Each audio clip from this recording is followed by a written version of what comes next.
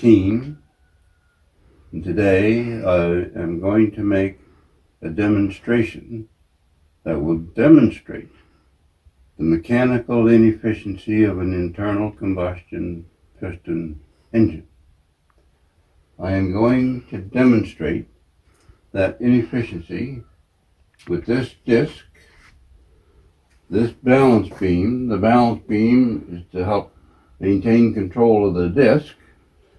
The disc, the balance beam, this follower plunger, these weights, and this engine. Now, this is a 318 cubic inch displacement Dodge engine. And this is the engine block. This is the piston. This is hooked to the crankshaft. The piston looks like this when he's out of his natural habitat. So the crankshaft goes down, and the piston goes up and down, and the and the connecting rod goes like this. So we will get started.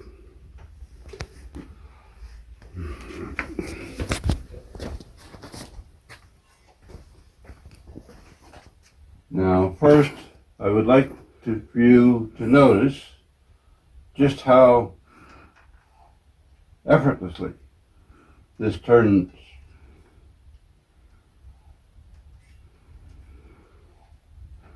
It's wonderful. One of the reasons it turns so effortlessly is because I took the rings off the piston.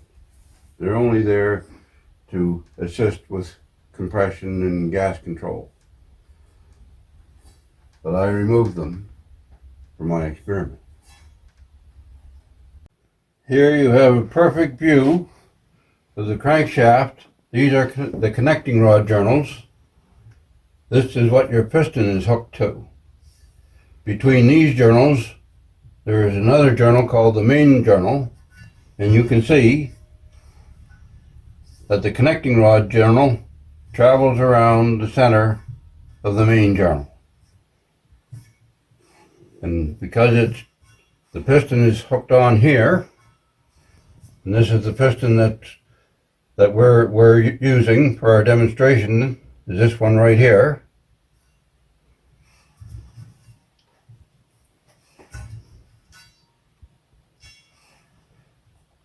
And one thing I want you to notice is how effortlessly this thing turns over without all that weight on top of that piston. That will change once I get all that weight on top of here. I will have to lift it with this in order to start.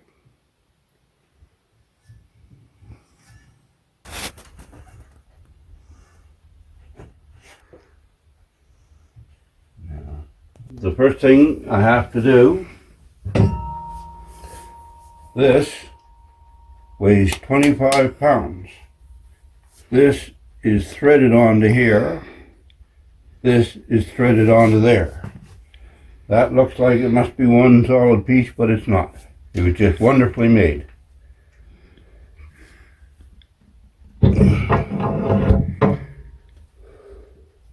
So we have to start out with the engine in this position called bottom dead center. It's at the bottom of its stroke. That's so this will be stable while I put these weights on here.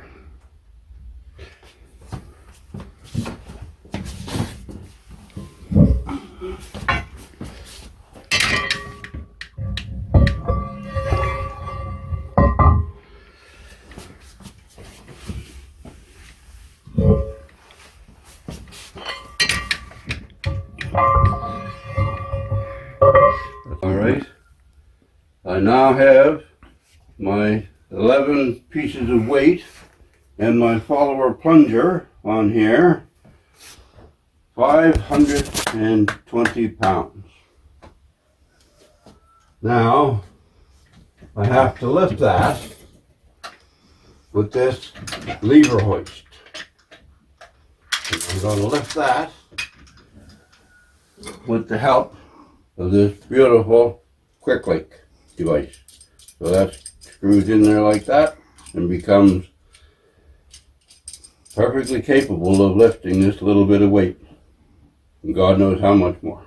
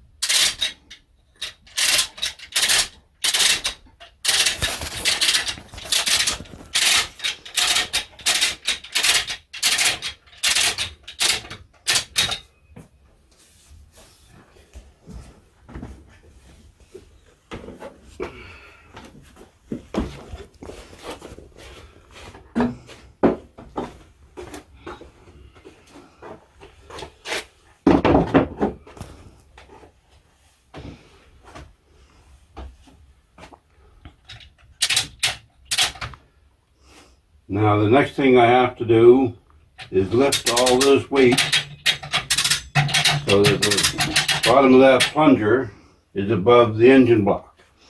And then I can rotate the piston to top dead center.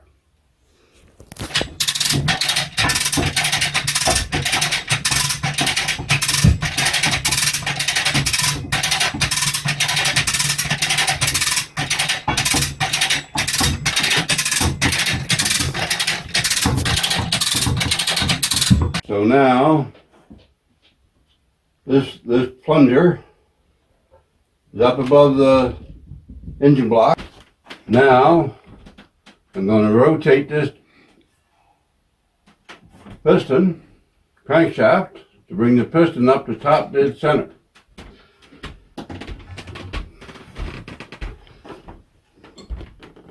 And this hole right here, when this pin goes in that hole, that indicates that is at top dead center. First I'm going to put this in.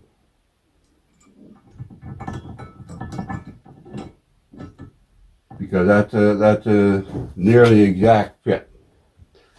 So now this pin and this balance beam will help me control this.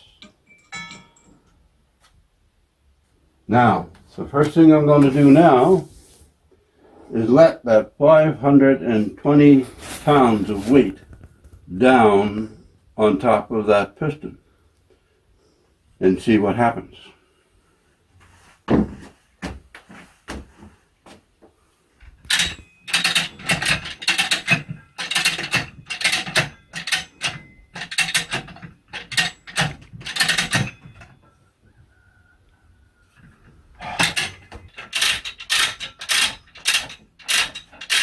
So now the chain is slack.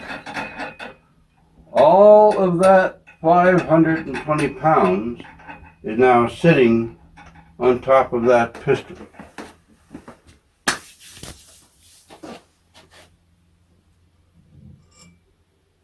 Isn't that surprising? That 520 pounds, because the engine is at top dead center, did not turn that dial. It did not turn the crank, which allowed me to take that bolt out of there. Isn't that something? 520 pounds, and you just saw how easily this thing rotates. And as effortlessly as this rotates, that 520 pounds on top of that piston has not moved that crankshaft one little bit. So now I have to take the weight off of there, and I'm going to rotate this down to the 20-degree mark.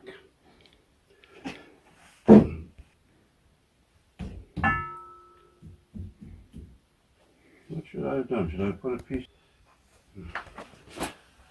All right. So I have rotated the crankshaft through 20 degrees. Each one of these holes is at 10-degree intervals. Between these numbers, there's a hole. And now all of that 520 pounds of weight is on top of that piston. Only this time, I cannot remove that bolt. The weight now has turning force. You can see that the chain is slack. All of that weight is on top of that piston. We now have turning force being generated by this weight. This is what happens, only when the engine is running, the turning force is generated by burning gases. We are creating turning force with this weight. And to find out how much turning force has been produced by this weight at 20 degrees of revolution, I am going to use this device, which is adjustable. It is a torque wrench, adjustable and readable. It has an indicator in here, which if I do not have it set at a high enough level, this will click. And when I have it set at a high enough level, it will turn the disc without the click.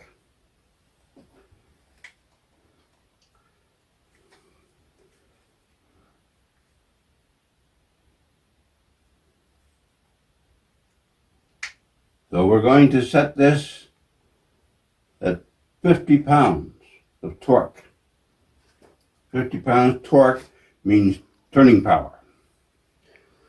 The reason that these holes are here is because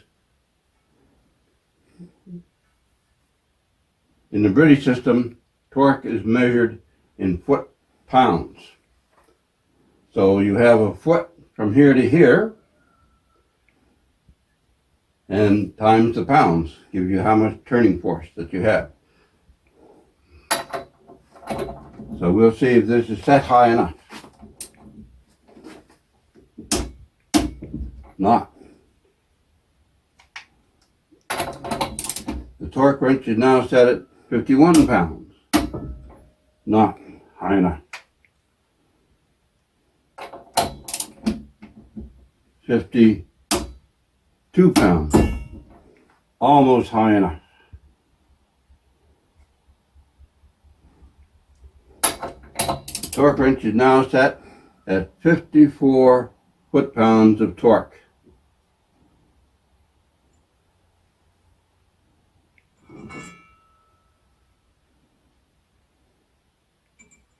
The disc has been rotated and lifted cleanly off that pin.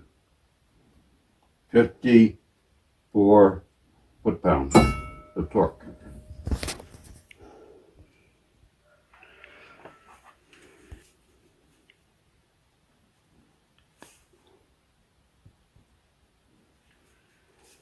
Now I will have to lift this again with the come-alongs, so it's just off the top of the piston.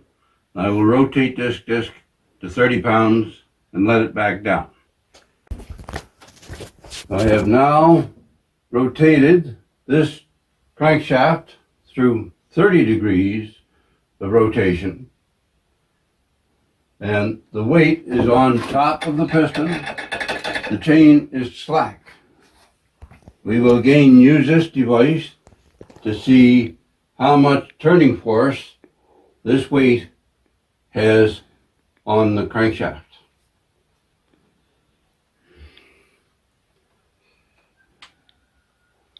We're going to set this now up to 68 pounds of torque.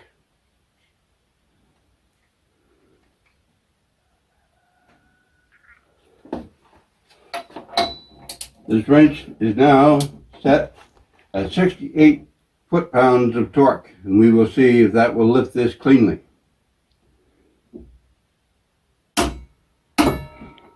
Not quite. 69 foot-pounds of torque.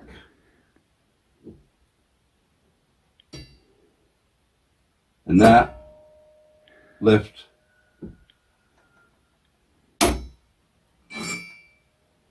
cleanly.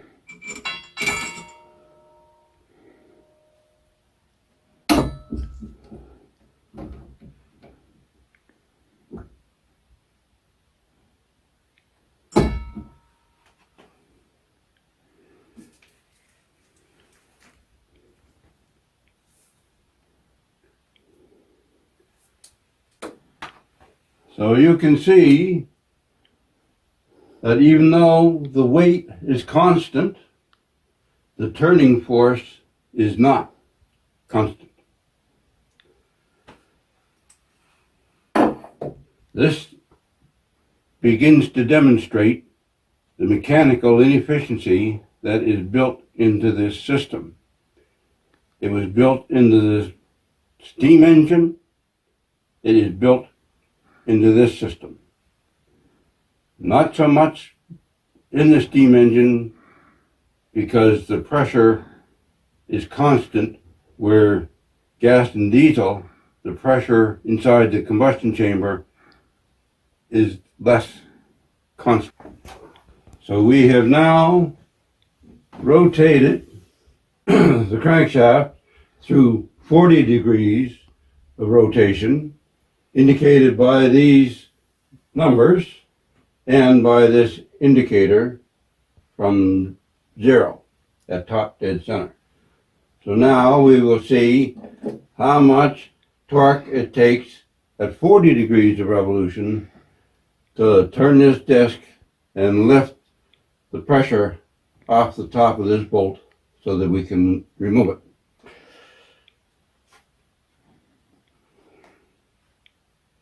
We are going to set this torque wrench at 80 foot-pounds of torque and see if that will lift it.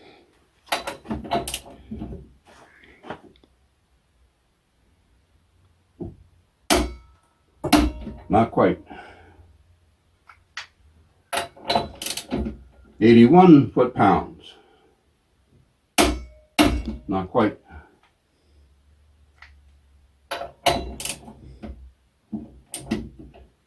82 foot-pounds. Getting close.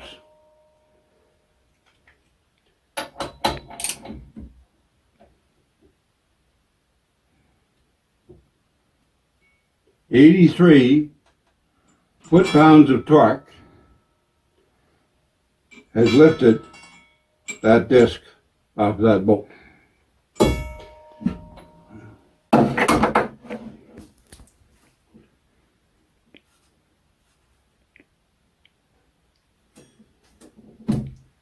So at 40 degrees of revolution of the crankshaft, we now have to have 83 foot-pounds of torque to lift it. So you can see the turning force is going up, but it doesn't keep going up. It goes up and then it goes down, as you will see. We now have 50 degrees of revolution.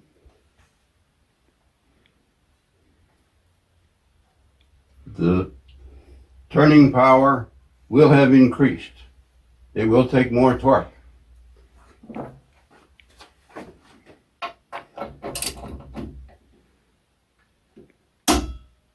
"83 foot-pounds of torque was enough at 40 degrees. At 50 degrees, it's not. We are going to set this at 87 foot-pounds of torque for this 50-degree attempt.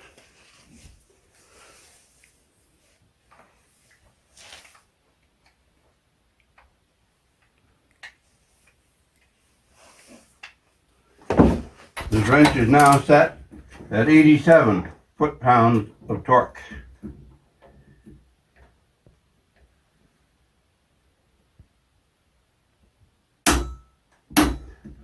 That is not sufficient. The reason that I'm being so careful is because of the inertia of the thing. If I go quick, it will not give me a decent reading because the inertia interferes. So, we're going to set the wrench now at 87 foot-pounds of torque.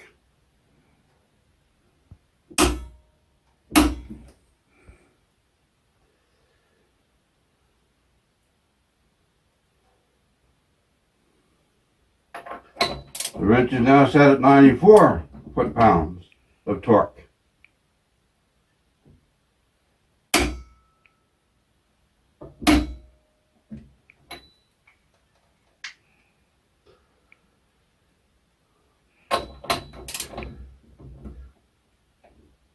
"95 foot-pounds of torque." And that lifted that cleanly, so that I can now remove that bolt.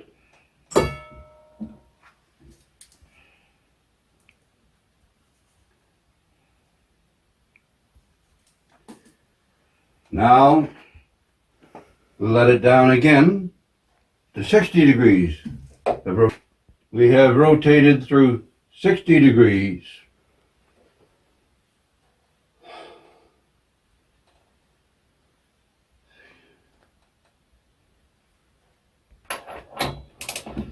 The torque wrench is now set at 98 foot-pounds of torque. Not quite enough. 99 foot-pounds of torque.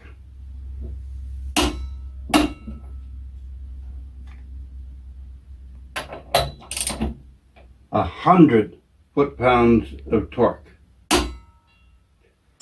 Not quite enough to lift it cleanly. 101 foot-pounds of torque. 101 foot-pounds of torque has lifted that cleanly so that I can now remove the bolt.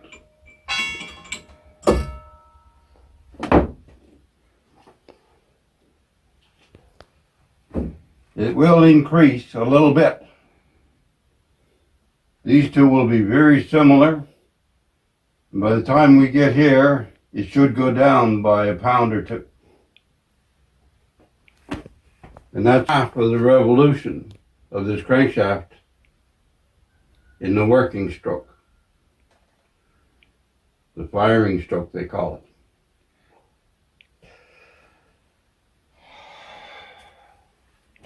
We now have 70 degrees of revolution of the crankshaft. And we'll see what it takes to lift this.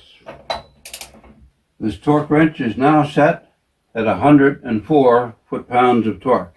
We'll see if that is enough. Not quite.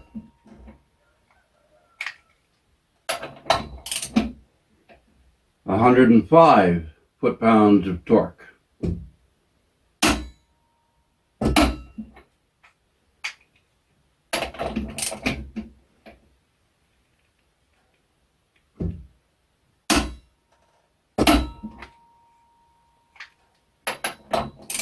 A 107 foot-pounds of torque.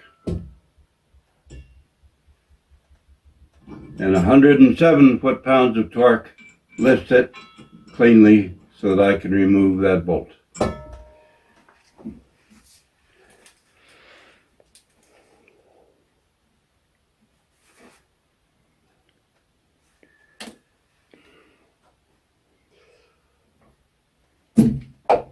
Now I'm going to let this down to 80 degrees of revolution, but I do not expect this to go up. It should be at its peak right now. through 80 degrees of revolution. The weight is down on top of the piston. The chain is slack. We will see.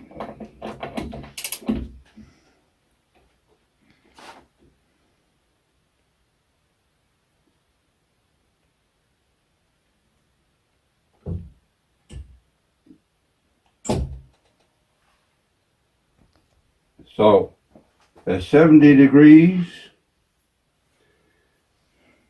we had 107 foot-pounds of torque,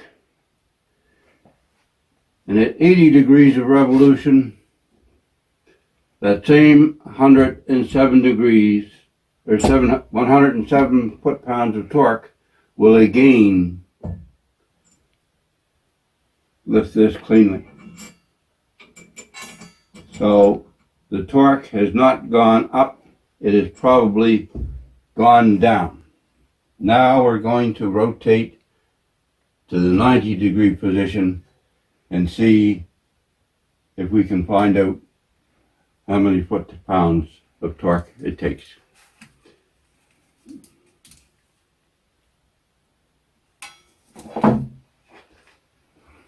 Gone through 90 degrees of revolution. All the weight is on top of the piston. The chain is slack. There should be a noticeable amount of reduction. We're going to set this down to 100 foot-pounds of torque and work our way back up.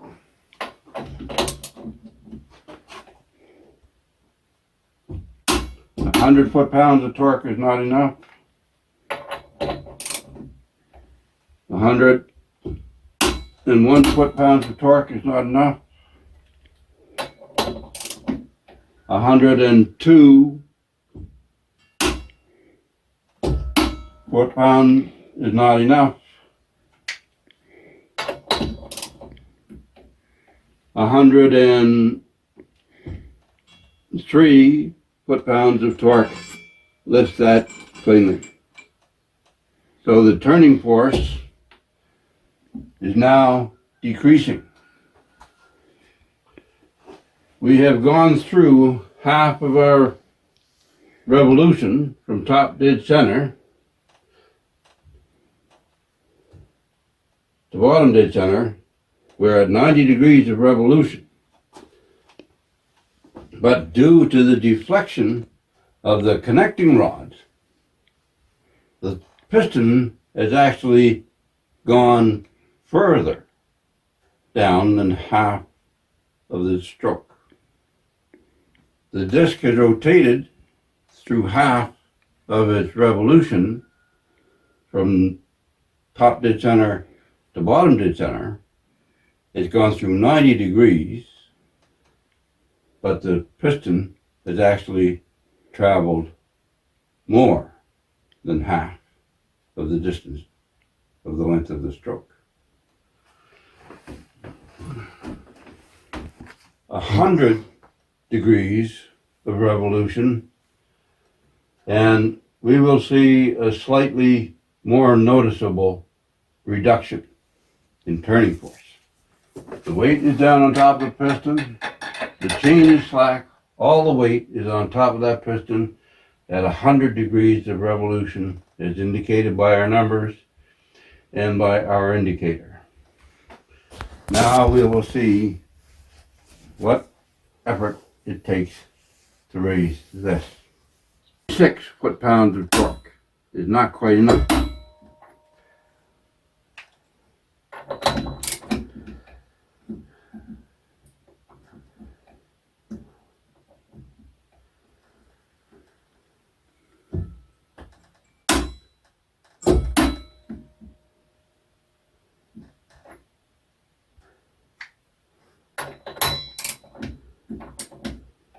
We are at 100 degrees of revolution.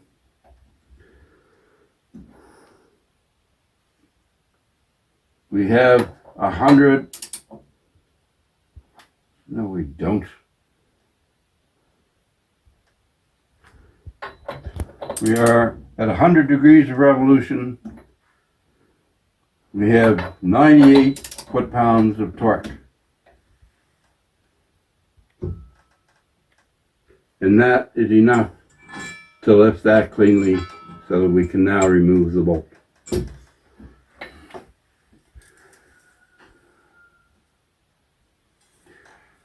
So at 90 degrees, we had 103 foot-pounds of torque. At 100 degrees, we now have 98. So 5 foot-pounds of torque less. And it will just keep going down 120 degrees. We now have 120 degrees of revolution of the crankshaft, and we're going to find out how many foot-pounds of torque it takes to lift this disc. The 8 foot-pounds of torque, not quite enough.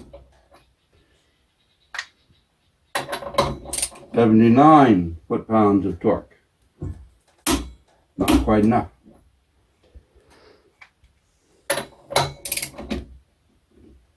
80 foot-pounds of torque, not quite enough.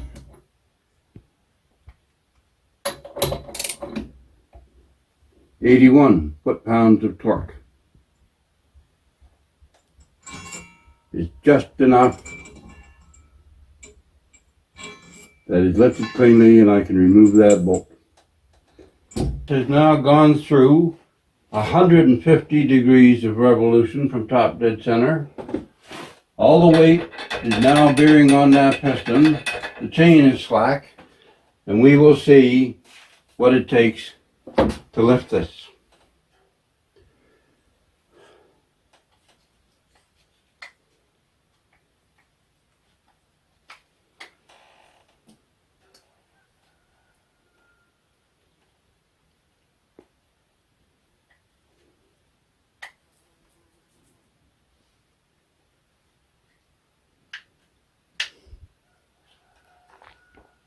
The torque wrench is now set at 45 foot-pounds of torque, which is not enough.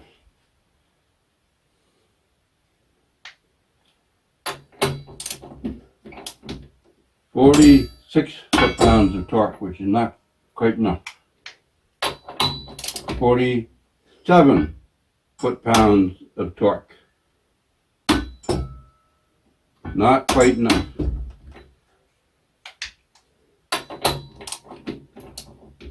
48 foot-pounds of torque. Not quite enough. 49 foot-pounds of torque. Lift that cleanly so that I can remove that bolt.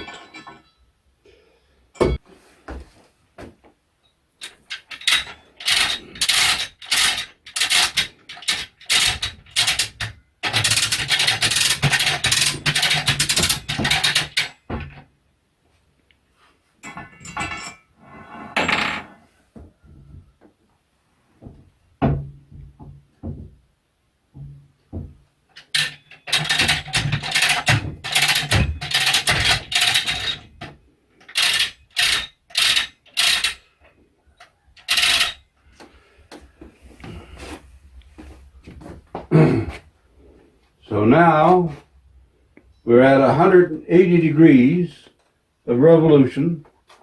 All of that weight is on top of that piston. The chain is slack. The bolt is no longer in place, meaning that all this 520 pounds of weight has no ability to turn the crankshaft. None. I hope that this is a clear description of what is happening. That at top dead center, this weight has no ability to turn the crankshaft. That increases as the crankshaft rotates to its maximum ability, and that from its maximum ability, it decreases again. It is a tremendously mechanically inefficient system. It is part of the device. It has been part of every internal combustion piston engine that was ever made. wherever will be made. It cannot be removed as long as it has a connecting rod, a crankshaft, and a piston. It is inescapable. And thank you very much.